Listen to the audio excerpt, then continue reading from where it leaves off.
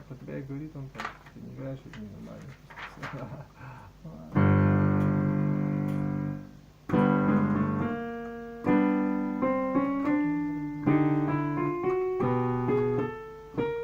Ну, я понял.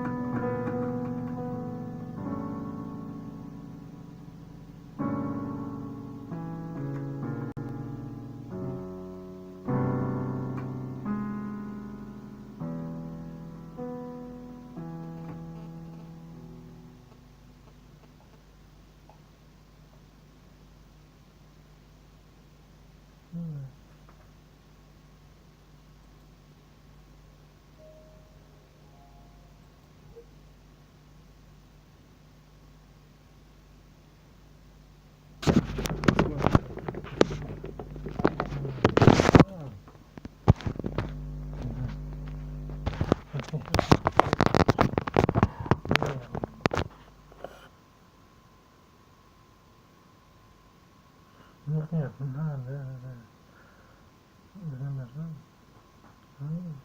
Нормально, нет. Вот потом их замечательно. Ну нет. Не надо.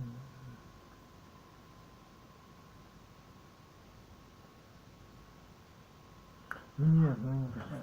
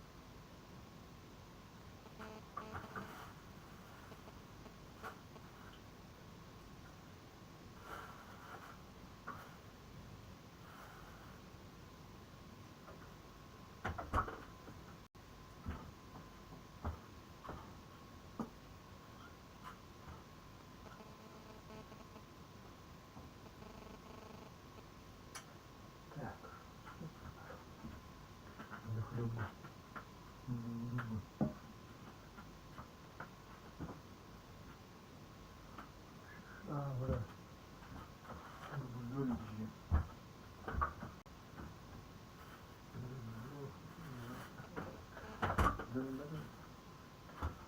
Жизнь все равно одна, понимаешь, сколько вот людей на свете, ты сказки читаешь, да? Сколько людей на свете умерли и такие, мы ничего не понимаем вообще, как бы, понимаешь? Ну понимаешь, нет, не понимаешь. Жили такие, а потом такие, ой, что-то мы ничего не понимаем, да, понимаешь? Да. Ну смотри сам, как бы, да. Может так даже там, может, смотри, короче, не важно. То есть, как бы, да, может то, что для тебя сейчас кажется важным, оно вообще не важно. Или наоборот, да. Понимаешь? Ну, да. О чем они вообще говорят? Я тебе говорю, вот смотри, как вот с этим, ну да, понятно, да, ладно, сами, конечно. Ну да. Так а почему, да, значит, жить жизнь прямо вот как-то сейчас, да, а что такое хорошо, я понял. Ну это уже у всех своя, да. Значит, если ты только для себя живешь, тебе погано становится, стыдно, правильно? Как минимум, да. Мы не понимаем, просто может мы не знаем, что такое жить для себя, вот реально для себя, чтобы хорошо было по-настоящему. То есть, как минимум, надо быть здоровым. То есть уже это, как бы уже, да, приучили с детства просто тебя это, да. Общепринято в обществе, может, например. Ну, не знаю, смотри сам. Ну хорошо, это не для других, значит, для всего вообще в целом.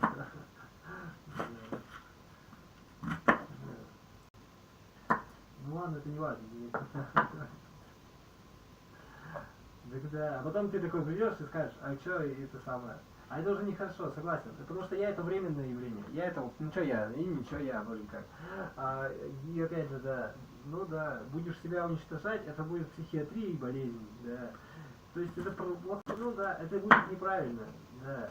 Потому что другой человек себя уничтожать не будет, и у тебя есть возможность сделать это лучше, по-настоящему, понимаешь, да. Да. То есть, да, ну и так далее, то есть не имеешь права действительно так, да, понимаешь, ну надо. Ну жертвуй собой как дурак, что зачем? Если ты знаешь уже, что можно собой не жертвовать, это просто нелепо. Твои близкие все равно будут смотреть на тебя снисходяще, потому что зачем собой жертвовать, если надо делать нормально? Да, знаешь, он тебя. Ну да. Делай умнее просто, тогда, естественно, ты победяна как-то, да, потому что ум, интеллект, понимаешь? А интеллект, он никогда не знает полностью ничего, понимаешь? Да. Интеллект, да. Да. Но без него, ну и что, без него ты что, никто не выживешь просто, все. Да. Мужик. Да.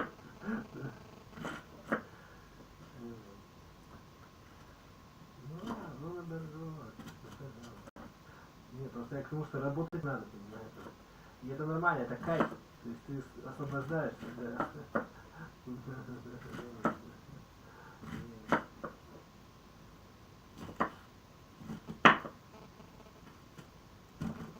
Наверное, да. То есть, ну, работать это понятие такое. Да. Ты будешь, пока ты плуг пашешь, я буду лениться и выдумывать новое устройство, и потом, да, понимаете, да. Ну, к сожалению, так. Ну, не знаешь, ну и что. Ничего страшного. То есть не экстенсив, вот смотри, экстенсивность или интенсивность, что ну, он тебе про себя говорил. Ладно, понятно. Да, ну, да, нормально, конечно. Ну, не знаю, свое мнение. Ну, короче, я не прав, наверное.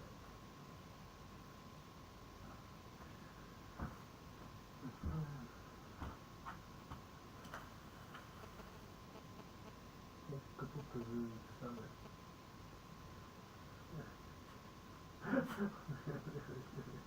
Ладно.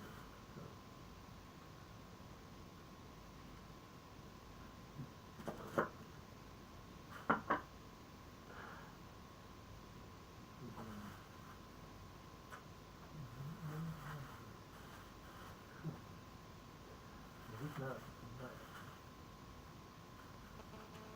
Ну, как-то так, да. Ну, трудно, хорошо. Да.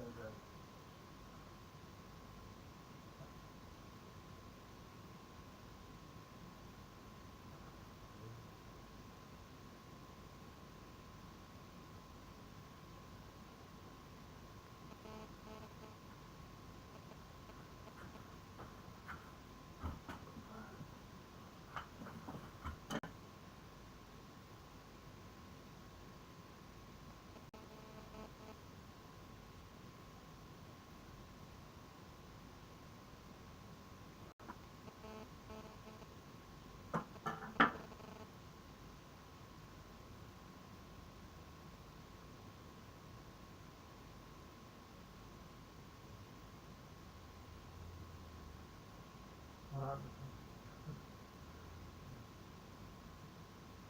Ну, как бы да, полумеры какие-то. Да.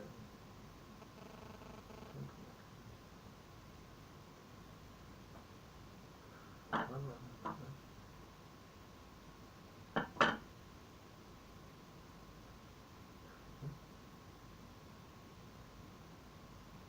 Ну, наверное, лучше не дальше. Ну, дальше.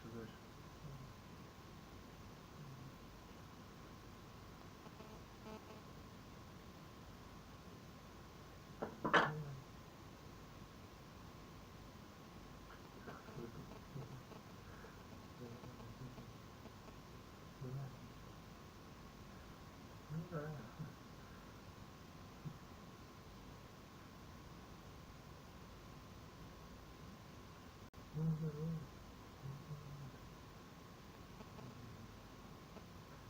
Надо просто сразу, да. Ну, что делаешь?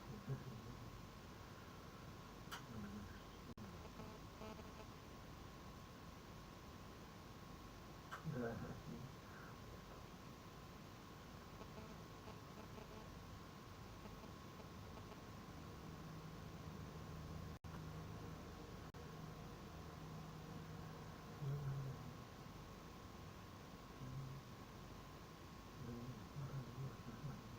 Ты серьезно, да?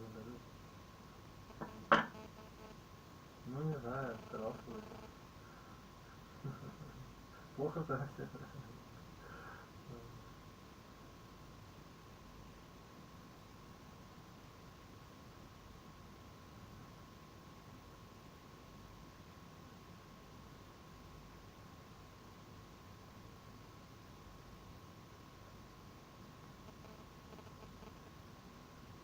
Вот и крыса.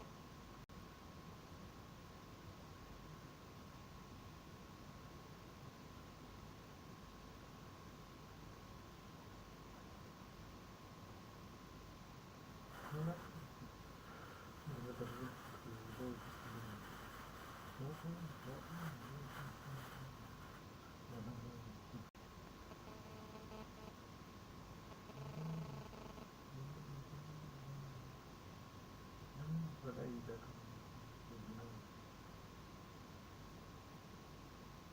ну что это значит?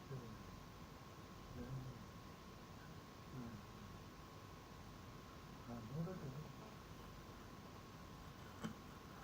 дорогу. Значит, надо играть. Нет, вот это делать.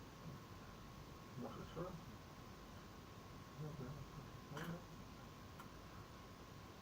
Да, ну да. Вот.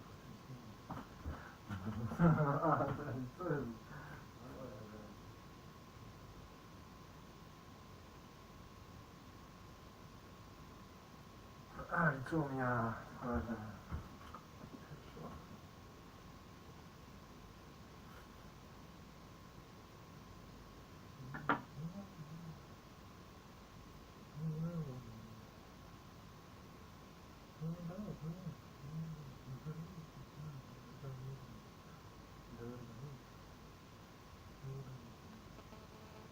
Да, вот, ну почему же это, вот по себе говорит, да.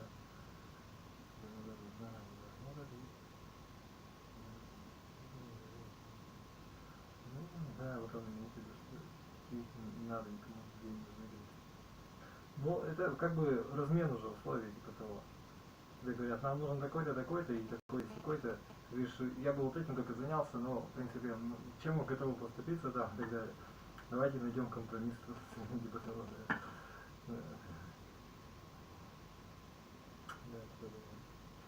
Ну, ты денег не зарабатываешь, понимаешь? Поэтому ты... Ну, можно с этой стороны рассмотреть, можно, да, понимать.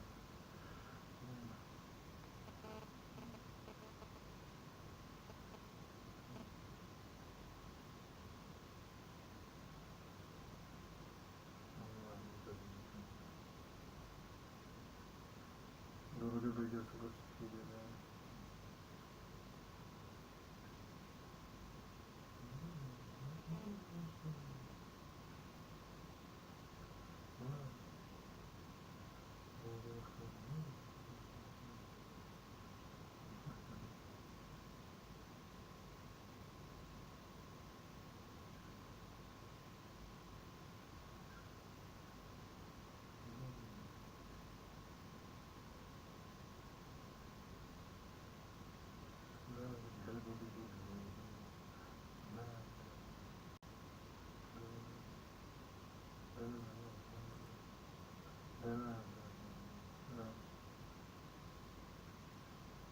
Да нет, ну вот она говорила тебе, да, вот это они говорят, что дарила. Ну, а что они там дарут?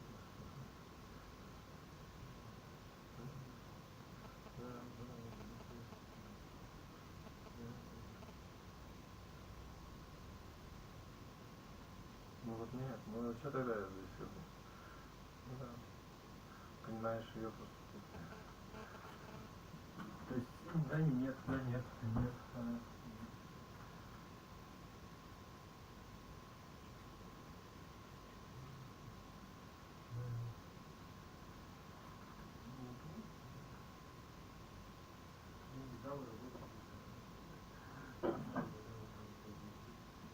Вот это и есть пацаны, да.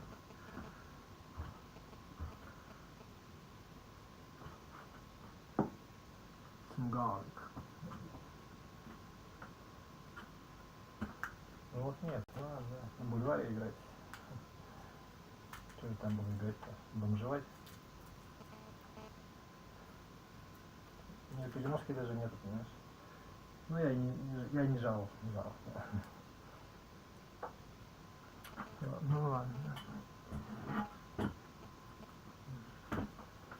Я так говорю, не понял.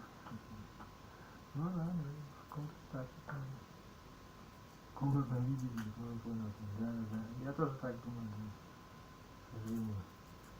Ну так, ладно, говорю.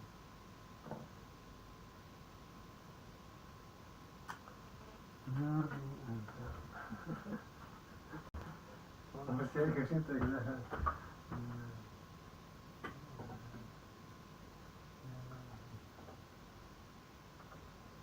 А, нет. Так нет, хуй. Я даже такой ладно. Ладно.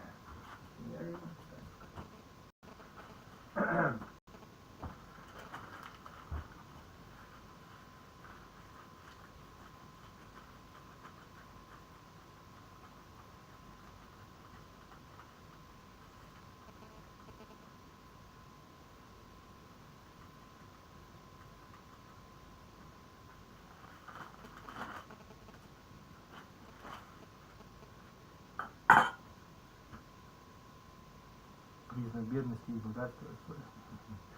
А, богатство бедности. Угу.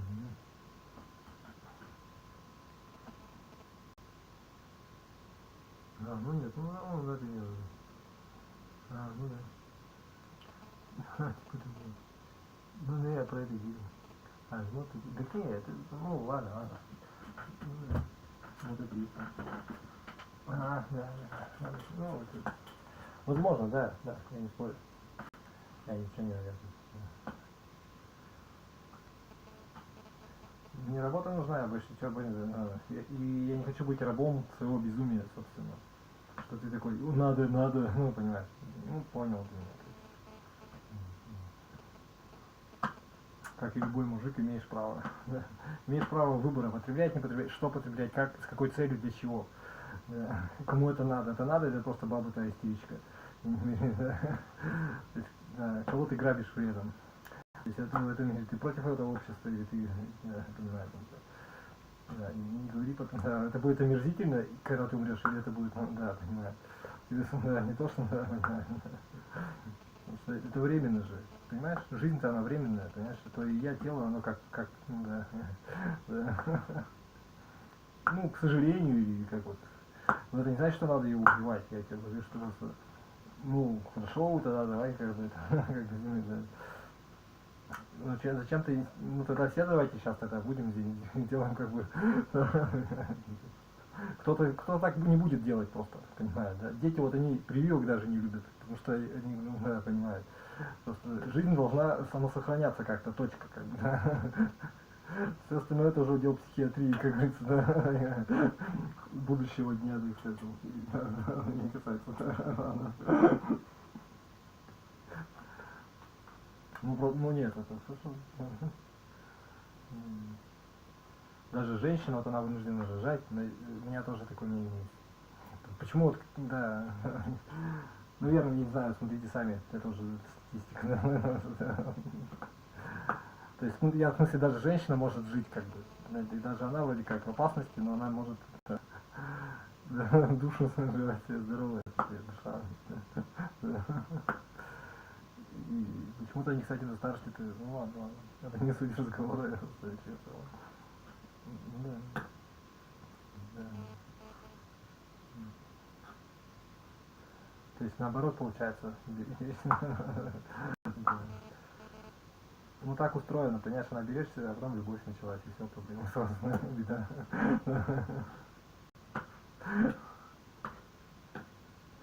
Ну ладно, я не знаю, что это.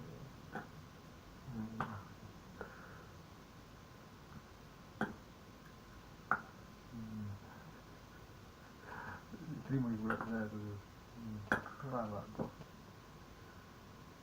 Ладно.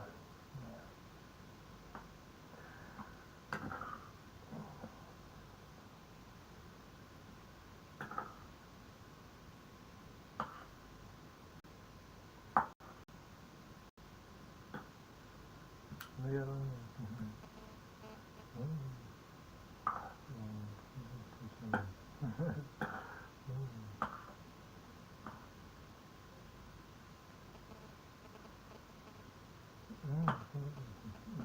кого не обижать, зачем?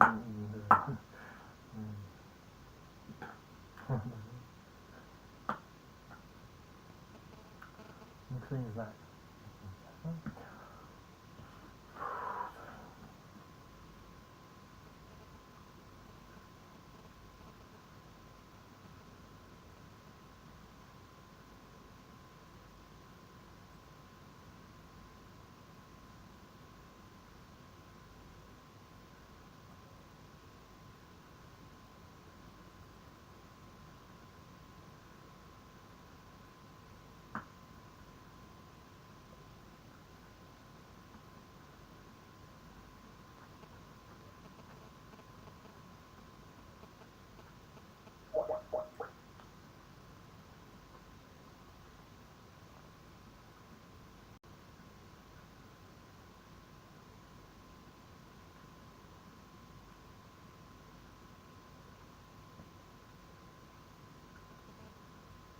Никто про это, конечно, не знает.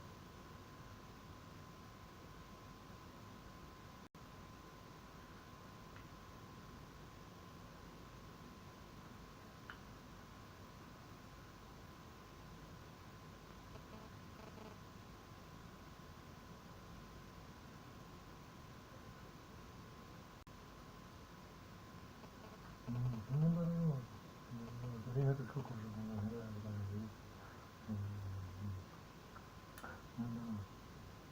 For just $67, you can make as many videos as you want, and you never need to pick up a camera or use any fancy editing software. With Doodly, you drag, you drop, you tweak some settings, and boom, video done. It'll take you just... Нет, ну надо, да, ну вот это вечно там. Звонить им надо просто, да. Но они там что-то молчат, не знаю, что они молчат.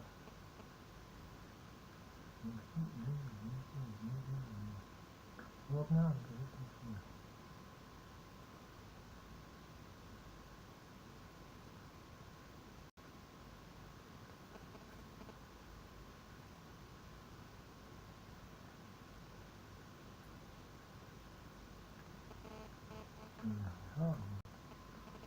сразу сказал.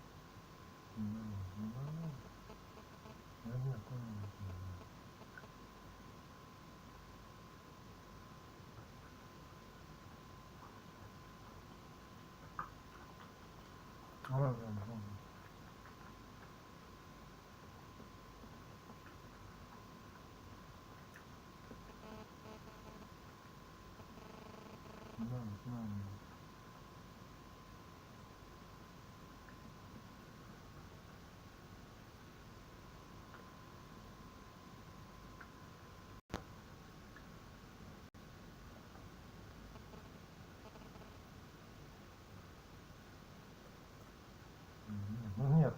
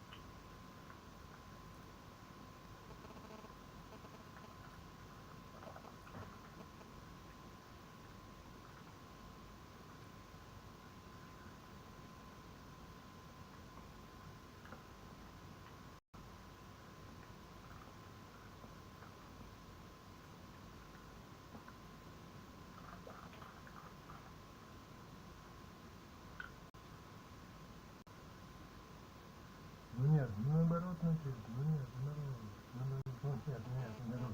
Нет, помните. Наоборот, есть. Значит, надо знать его просто все.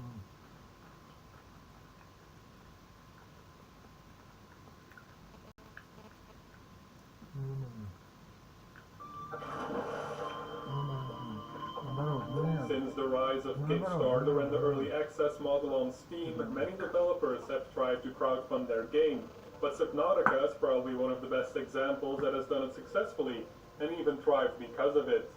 After independent games developer Unknown Worlds Entertainment released a sequel to their popular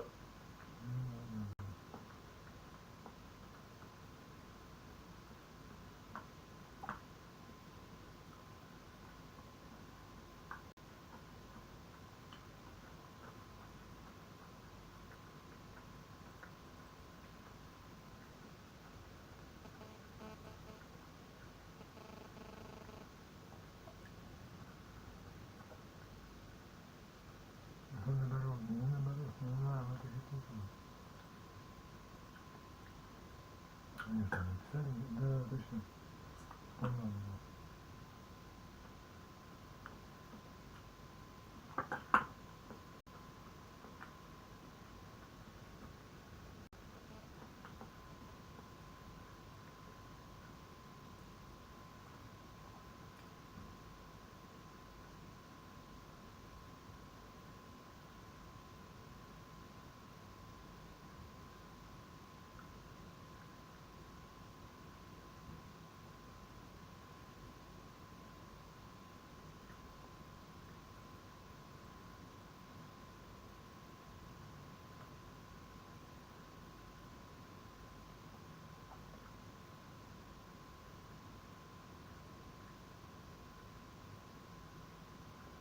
Да, там еще был.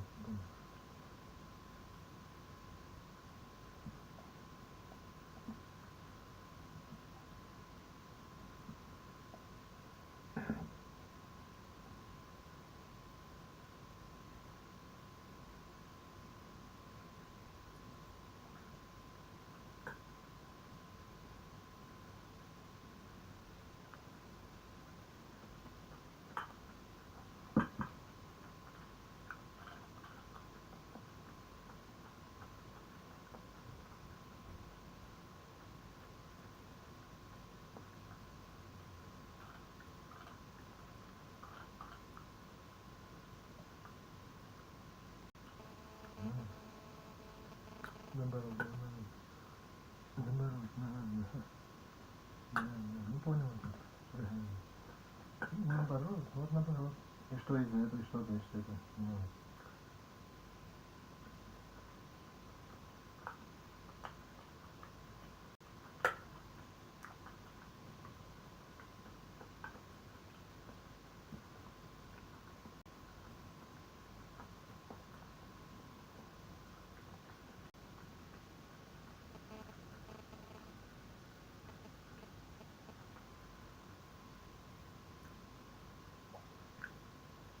не знаю, да. Наоборот.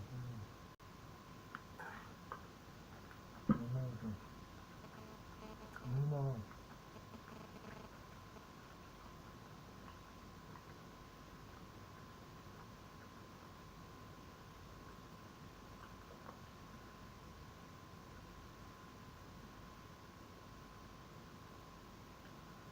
Да наоборот.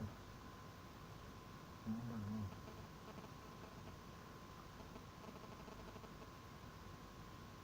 А чего они не пишут?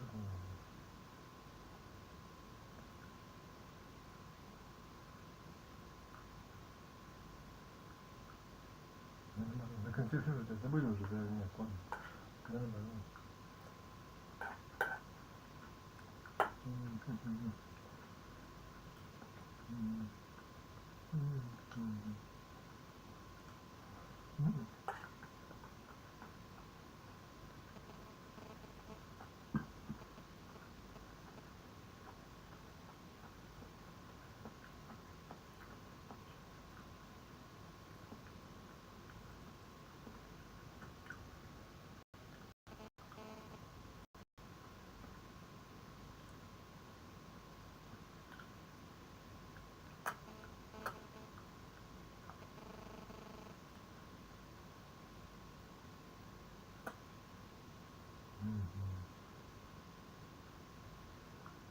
Ну нет, ну надо, да, ну вот это есть смысл. Ну нет, ну вот нет, наоборот. Нет,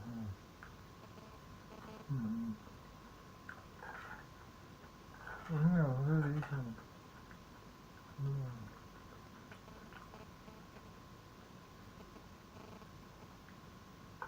Нет, не понимаю, он себе такой знал. Ну наоборот, ну вот это и было там. Ну да.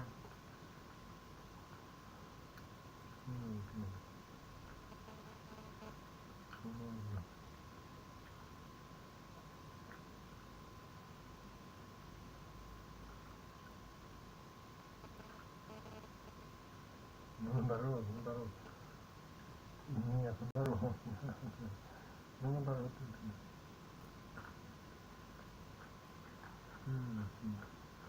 Ну, ну.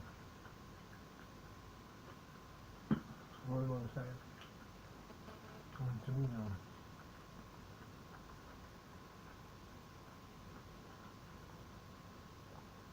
Наоборот, For Half-Life Mod Natural Selection on Yeah, October просто 31st, перебор. 2012, Ну, вот the это development studio... ну да, вот они там, да. Да наоборот, вот видишь, сейчас они там что-нибудь подумают, скажут, что у вас зубы пьяные там или еще что-нибудь. Да. Здравствуйте, ну да, ребята. Ну ладно, понимаешь, ну наоборот, ну нет, ну. Ну это ничего, я не знаю, а может и да. Ну, я понял уже.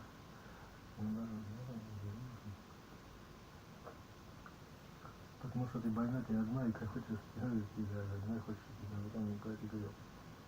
Нет, ни одной, просто своей, да.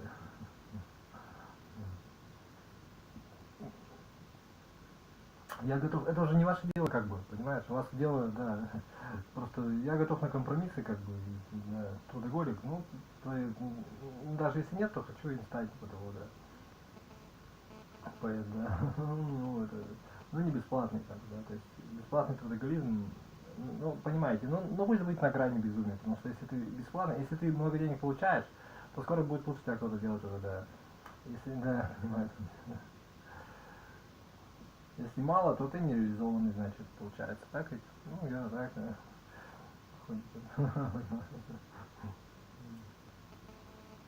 Это уже твое дело. Смотри, сам как.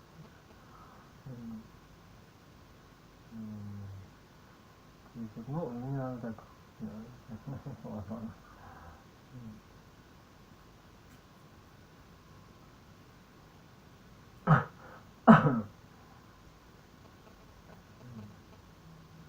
Работать надо, на работу.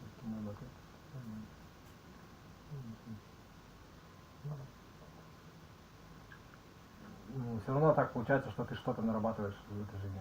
Что-то время это найдет. Что ты будешь нарабатывать? Да, ну,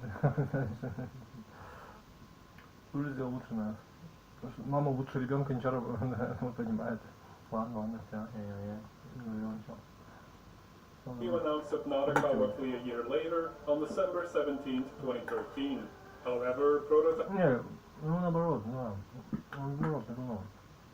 Я все-таки считаю, что так. Ну, мое дурацкое мнение, но тем не менее, что женщина, у нее так, если она здоровая, если все хорошо, понимаешь, тебе такая жена не нужна, как бы, просто ты такой же понимаешь, значит, не все хорошо, да.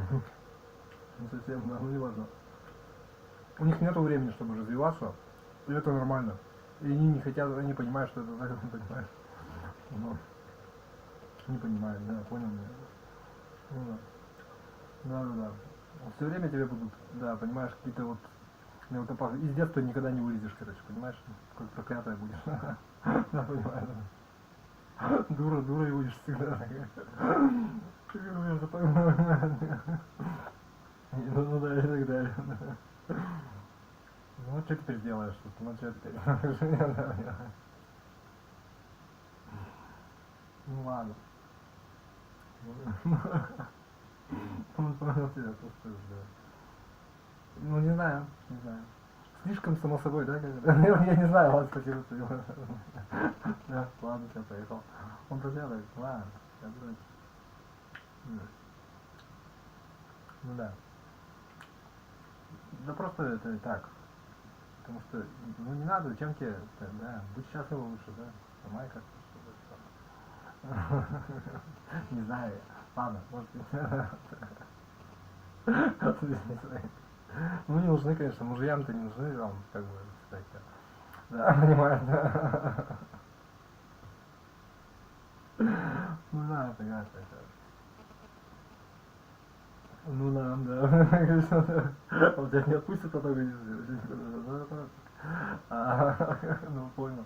Ладно, все, я молчать буду. Тоже все. Ладно,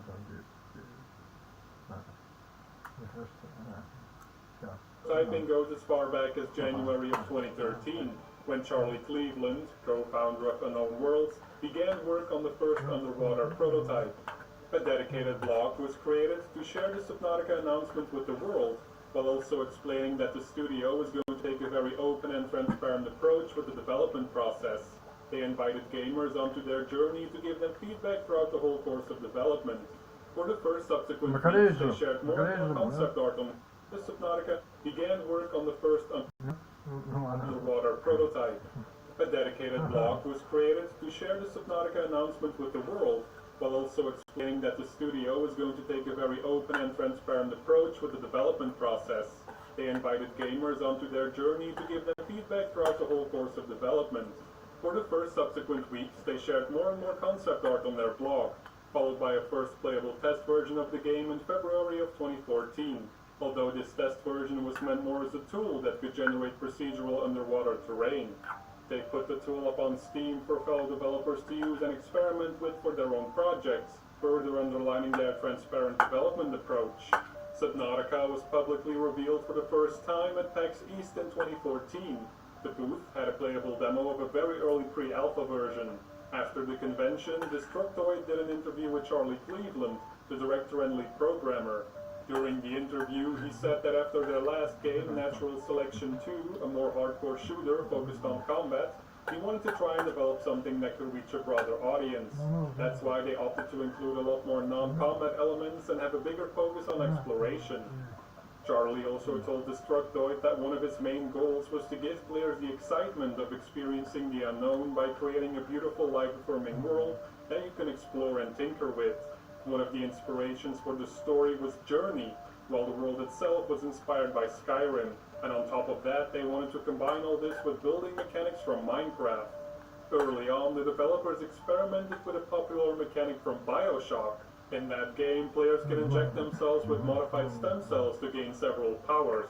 Unknown Worlds really liked this idea and thought about implementing it in Subnautica by letting players inject themselves with DNA from other fish. Charlie gave a glowfish as an example and how...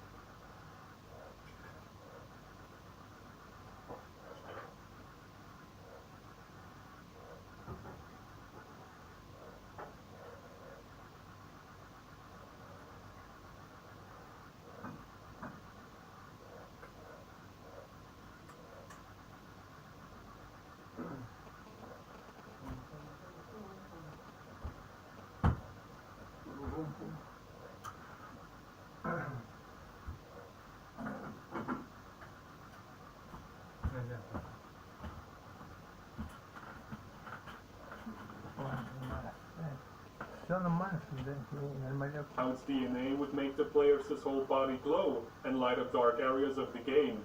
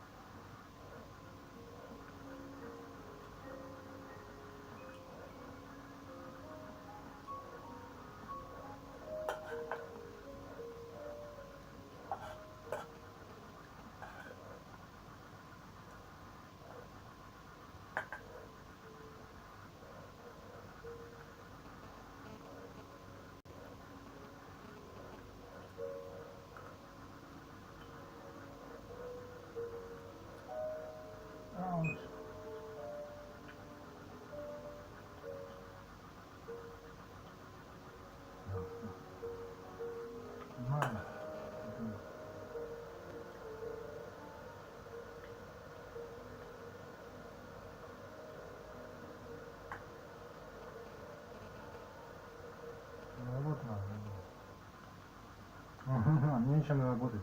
У меня работы нет. То, что я делал, мне деньги не дает никто.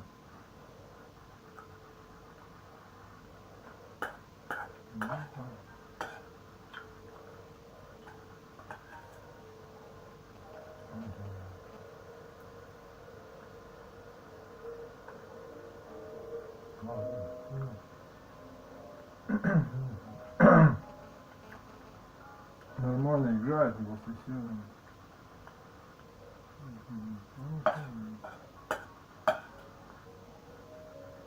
Нет, ну ладно. Нет.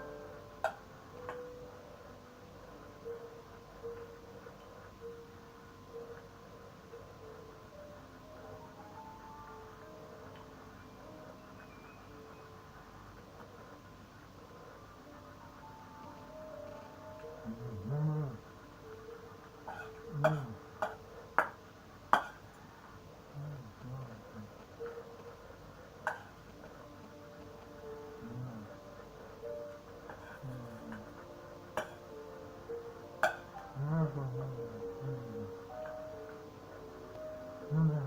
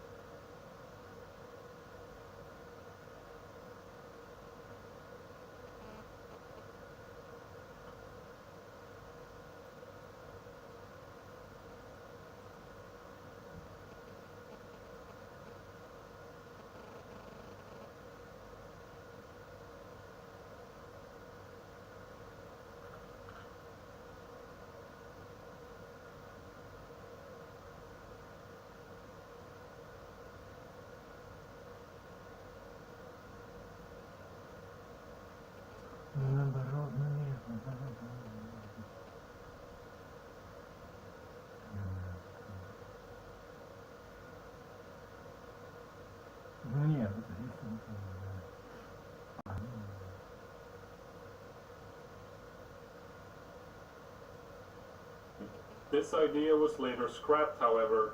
Besides the building mechanics from Minecraft, they also considered implementing huge randomly generated worlds, but they quickly rejected the idea in favor of handcrafted areas. Cleveland mentioned this was because they were aiming for high graphical fidelity, and so they simply wouldn't be able to support massive random worlds. The last thing Charlie talked about during the interview was the Sandy Hook shooting, and how it happened when he was first prototyping Subnautica. After seeing the horrific events, he knew he didn't want to make another game filled with guns, and instead wanted to spend his creative energy doing something new. The next few weeks and months, the dev team shared more and more information on their blog, and in August of 2014, they took their open development approach a step further. A link was posted on the blog that directs to a public Trello board, detailing what it is exactly the team is working on in real time. Before Unknown Worlds released the first version on Steam Early Access, the development studio made an earliest access version of the game available to the public during October 2014. The people that bought this version of the game were given a few prototypes the team were using to flesh out the game, and a couple of days after the earliest access release, they were able to play the first actual Steam build. Charlie also asked early backers to give as much feedback as they like on the official forums and a website where people could send feedback tickets to the team. He was very open and honest about the state of the game and kept underlining that there are still plenty of bugs that needed to be fixed, as well. Надо играть виртуозное произведение, мое мнение. Лично. Это, да. Пусть даже, ну и что, черни. Я такое слышал, и я не сомневаюсь даже, там, уже понимаю почему даже, что даже не все пианисты могут играть черни, вот так вот и взял его играешь, просто так, да, билды. Да, даже виртуозно, да, нет, я помню, да. А вот что-нибудь там бла-бла-бла такое, это для настроения, любая девчонка может. Да. Любительская, да. Да. Свет говорят, чем мне этим заниматься-то? Да, ну это другое, что там. Ну да, да.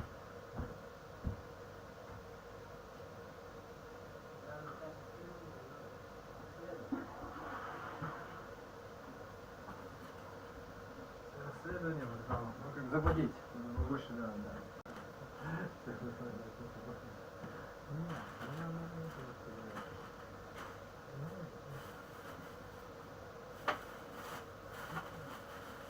Я уже сейчас даже, да. А для меня все музыка, понимаешь, и все, да.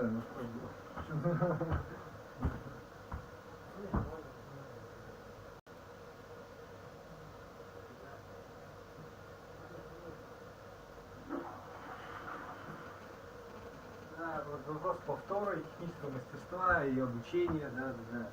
То есть, видимо, да, шишки набивать надо. Ну верно. Ну а что сделаешь теперь? Работа надо быстрее устраиваться, там уже да, все самое. Ну нет, да.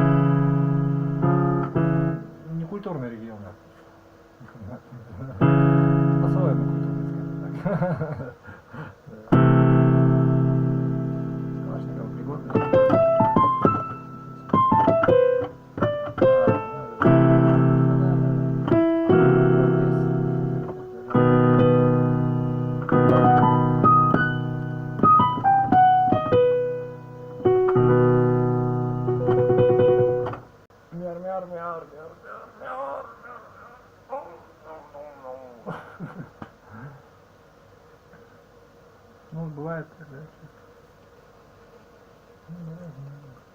Сейчас. Угу.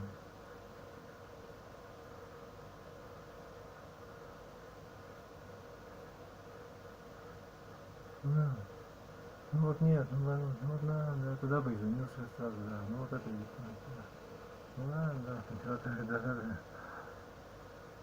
Как бы, ну что-то скажу, да, там что-то,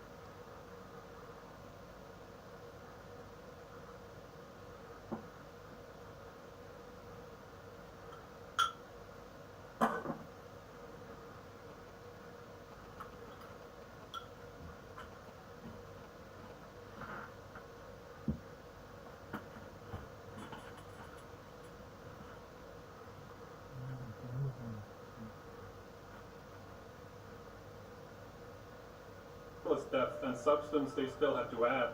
However, Charlie reassured that he and the team were very confident they were going to deliver a quality product, and that the whole reason they released the earliest access version was so they could keep developing the best game possible with the help of the community. On the 16th of December 2014, Unknown Worlds released the Steam Early Access version alongside the first teaser trailer of the game. In the coming months and years, the team published daily uploads on the experimental branch, and bigger updates were released every couple of weeks or so on the default branch.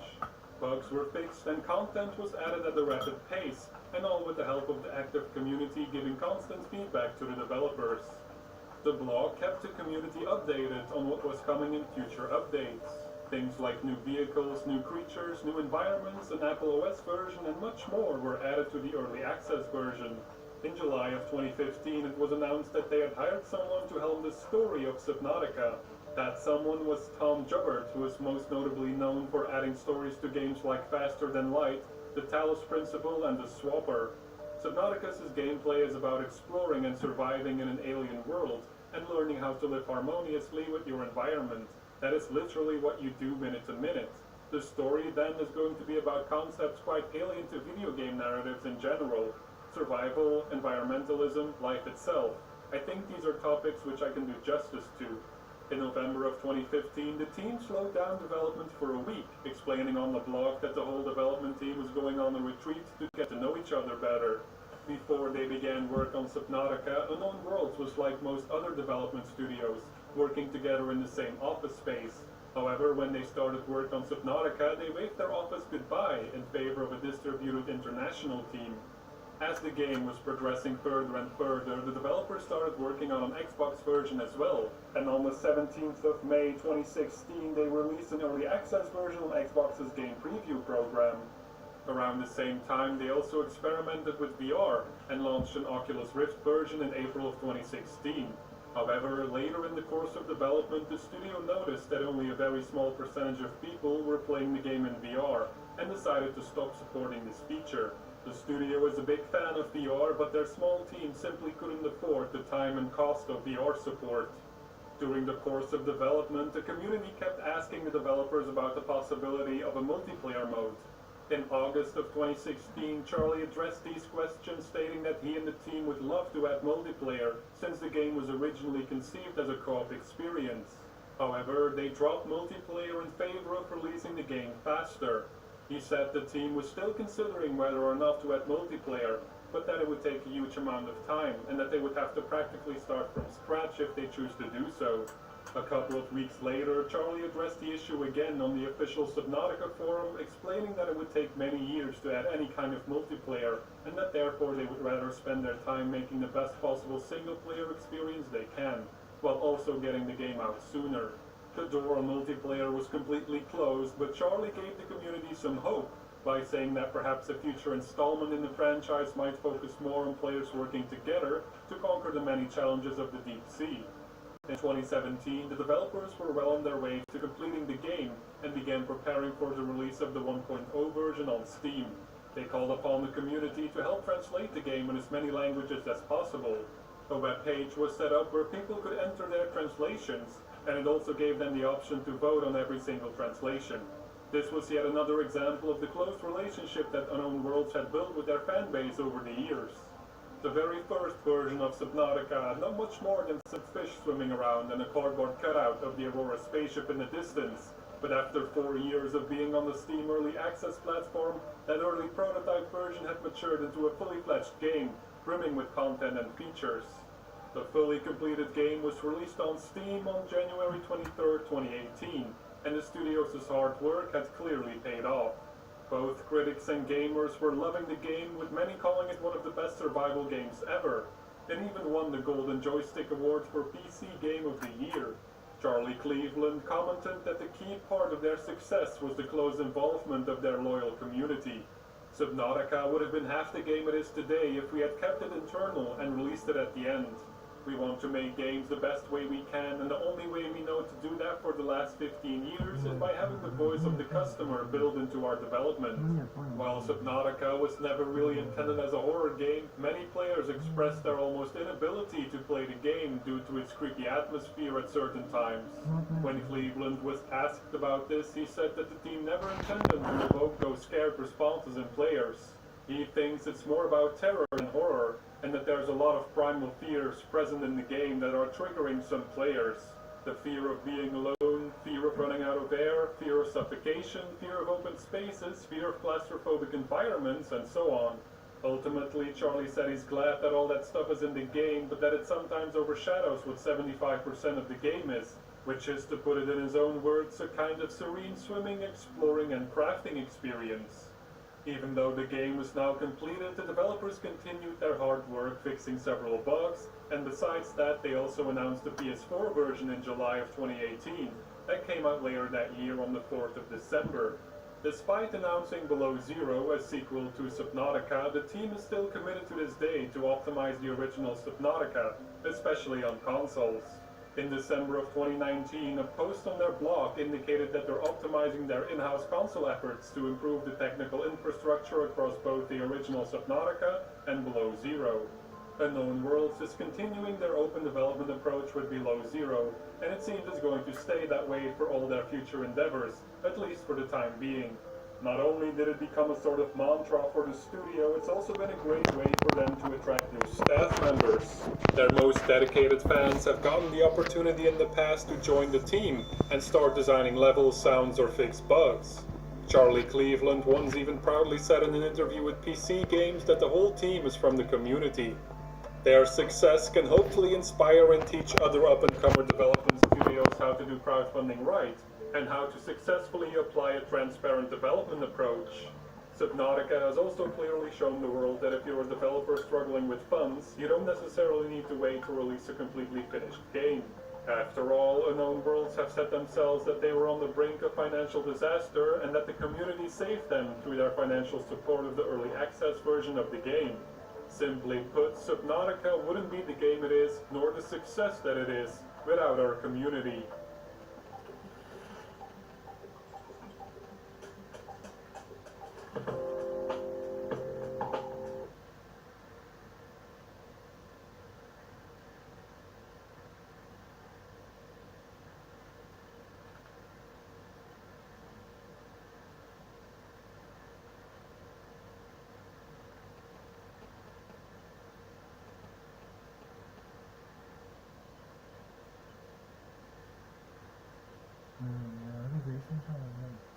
Ищу администратора в онлайн-школу, без опыта, без вложений, всему научу сама.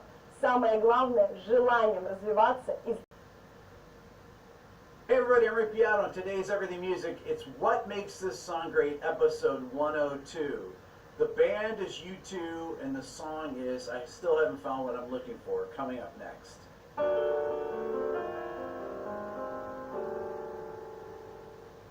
I Still Haven't Found What I'm Looking For, which is the longest title of a #1 song. It has to be, right? Was off the Joshua Tree, which was released on March 9th, 1987. The record was recorded between January of 1986 and January of 1987. It's funny, they released it in March. But I once heard a quote where someone in YouTube, or maybe their producer Daniel Lanois, said, U2 records are never finished, they just come out. The record is produced by Brian Eno and Daniel Lanois and is one of the finest records, rock records of all time. And this song was one of the two #1 songs that they had off the record. This song and With or Without You. Those were their first two #1s. And they were back-to-back #1 singles. U2 was the biggest band in the world in 1987. Now let me just say this before I read the things in the comments section. People like to say, well, The Edge, he's just, you know, plays rhythm guitar or whatever, or blah, blah, blah about politics or whatever. U2 wrote some of the greatest songs ever. They did multiple records that were absolutely phenomenal. War, Unforgettable Fire, Under a Blood Red Sky as a live record, The Joshua Tree, Rattle and Hum, Achtung Baby. Those records in a row were absolutely outstanding, phenomenal pieces of art. real art. Lyrically brilliant, the playing is brilliant on it. As far as I'm concerned, the Edge is one of the greatest guitarists of all time. And why I say that is that he was very similar to Jimmy Page as an orchestrator. What Jimmy Page did with Led Zeppelin is really what the Edge did with U2. It wasn't just one echo guitar sound, it's the multiple layers of sounds. The sounds from Achtung Baby were completely different, radically different from the organic sounds of the Joshua Tree. Now, this particular song is what I would call a gospel song, or has its basis in blues. I always say that a blues is a song that goes to the 4 chord and the 5th bar. But if you think about U2 songs, a lot of them go from the 1 chord to the 4 chord. And a lot of times that happens in the 5th bar. But that is part of the blues. And the song is really just 1, 4, 5, and D flat major. The 1 chord is D flat, the 4 chord is G flat, and the 5 chord is A flat. Those are the only chords in the song. And it has a very simple rhythmic structure.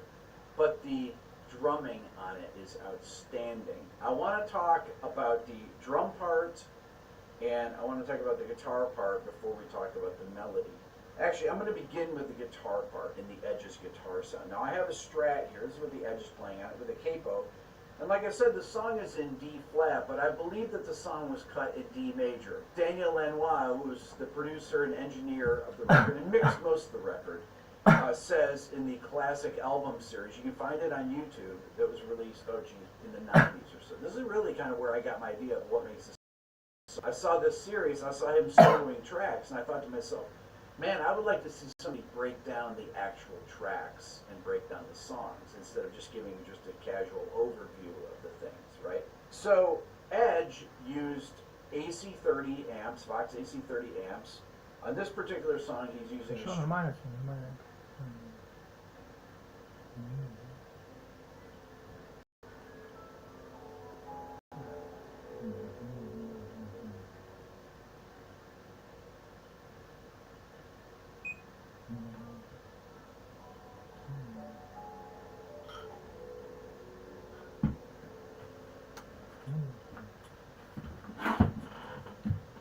Я не знаю всего этого. Не понимаешь.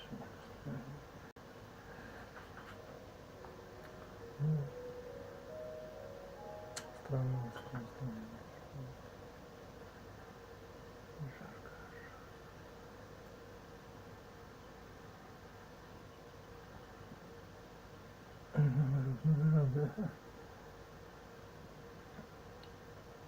Нет, ну наоборот.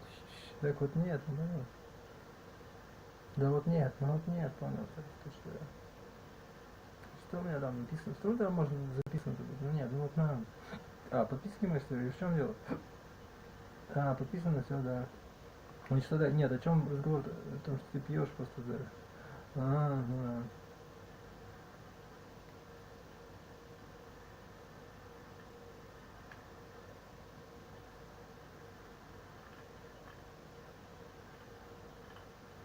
Нет,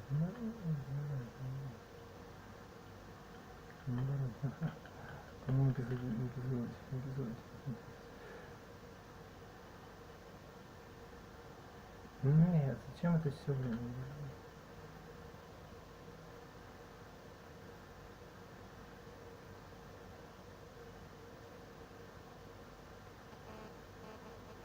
Ну ладно, что дальше?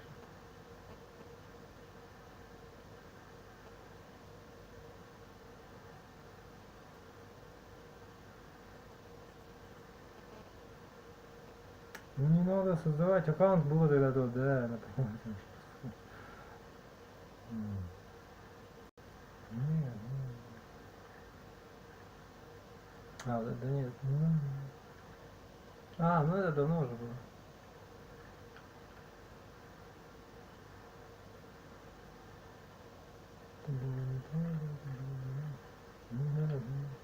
Ну да, есть на самом деле. Ну да. Ой, блин, да.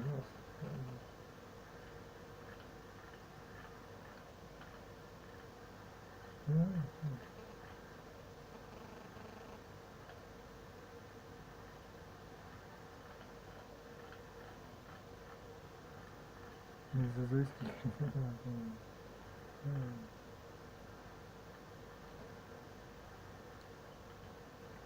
Нет, наоборот, ну вот это было самое.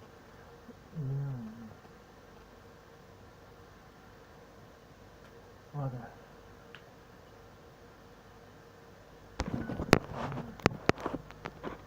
Наоборот, что тогда это не тоже. Ну нет, понимаешь?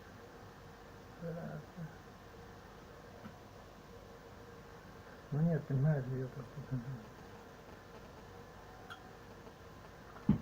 Как вам дело, блин? Вам специалист нужен, мне работа нужна, вам проблема. Я понимаю, я же не первый год это самое. На себе это говорит. Надо работать. Ничего? На кого?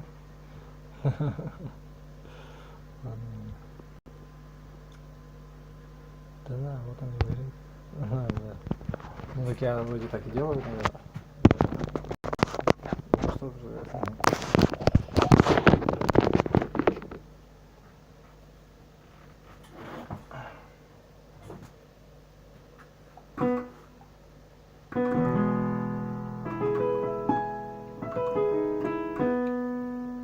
Не понимаю.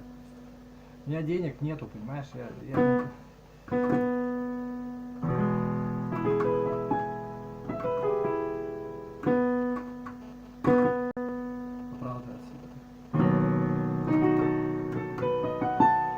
Общество тебе скажет, мне нужен дворник, мне нужен хрень, открой вот там, понимаешь? Вот и все, иди и работай как чмо, чем кем попало, блин. А ты мужчина или не мужчина? А тебе что надо? Ты кто такой? Где твоя область талантов? Откуда ты ее знаешь даже?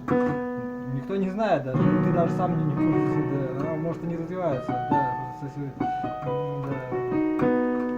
Реализоваться просто надо, да.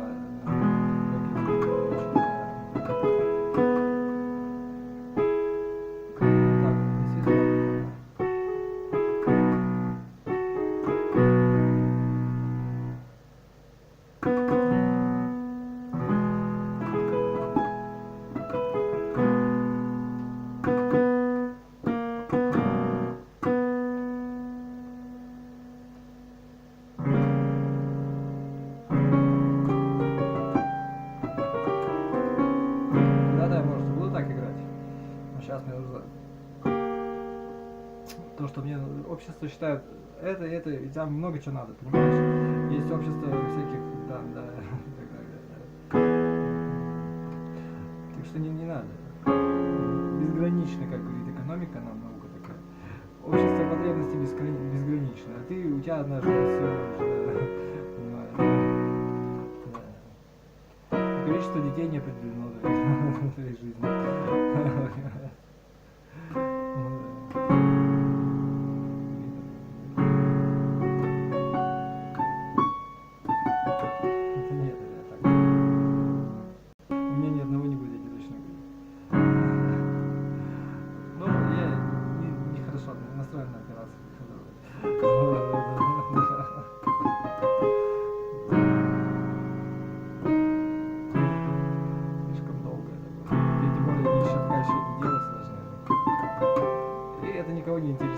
Такую публику не интересует,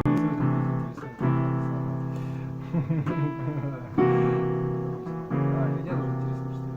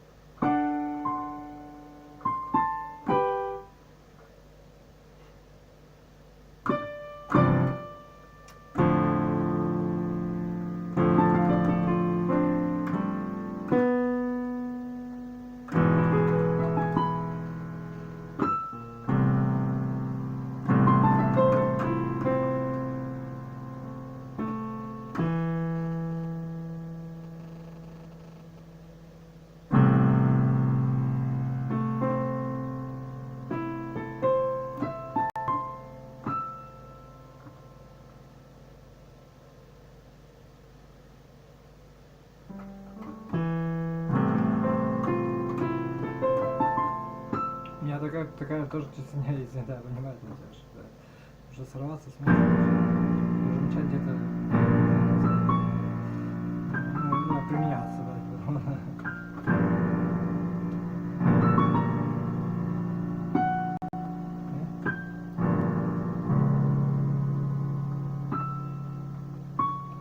Ну ничего. Ну, по своей специальности. Ну и потом по своим планам. Слишком мало наработал. Практически ничего не наработал. Я ни за что денег еще не получил, потому что...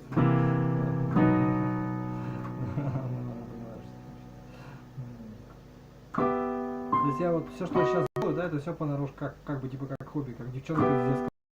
То есть как бы это в принципе неизвестно даже как девчонка там. Чисто так, на свойственно, как говорится, да.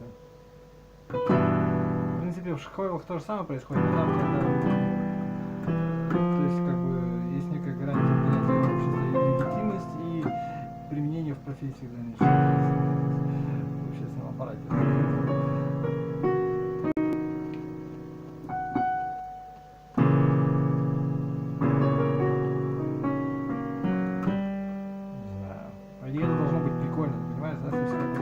Так оно и устроено, да. Потому что все же дети хотят быть взрослыми, как ну, типа того.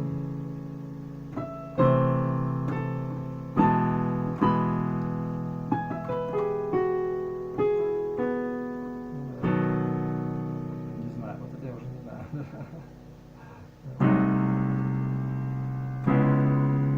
Тут подростковый специальное заведение.